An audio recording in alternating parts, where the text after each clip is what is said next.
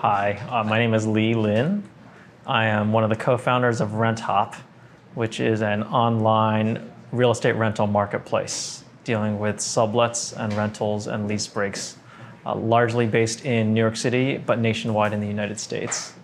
The most important thing to attract venture investment is just the ability to grow, just to grow exponentially for a long, long time into a very large company, which requires a large, of course, addressable market. But really, the market size is not the biggest problem for most startups. For most startups, it's just demonstrating that you can grow exponentially. You really can't try to start a slow-growing business that's going to take 30 or 40 or 50 years before it becomes profitable. It needs to be the kind of company where if you inject lots of capital, that the investors can see and believe that there will be very fast, rapid growth within generally the first few years.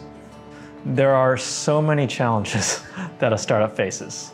But if we want to start at the very early stages, one of the biggest problems is just the founding team needs to be on the same page.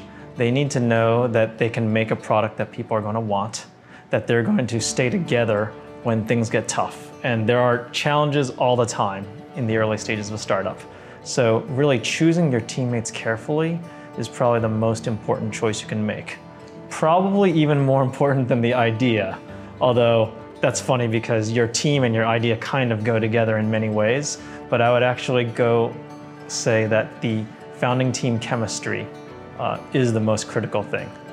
So one question I get a lot is, what are some of the unique challenges that I've seen for Taiwan startups? And there's two things that I see a lot. One is a lot of folks in Taiwan really want to work in hardware, and that makes sense because Taiwan has this long history of being a great hardware manufacturing hub. And so here's one of the challenges. A fundamental advantage of startups is your ability to be small and nimble and just iterate very quickly and try dozens and dozens of ideas every month. And the problem with hardware is there is, of course, this design and manufacturing cycle. So there's a chance that when you're a very tiny team, but you require redesigning your hardware pretty much all of the time, that you might lose some of the advantages that a small startup has.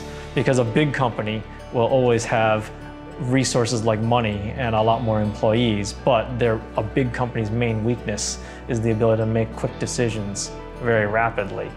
One of the things in Silicon Valley that we were always taught was at the early stages, you want to stay very lean and small because, like, I guarantee you, most of the time, even our company is pretty small.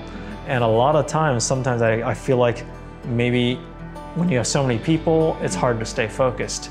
And so definitely when people are pre-seed or pre-revenue, it definitely seems excessive to have so many employees early on. But maybe there's a mentality of, I guess, empire building, and just you're more successful if you can recruit and hire more people. The problem is if it ends up making your expenses a lot higher.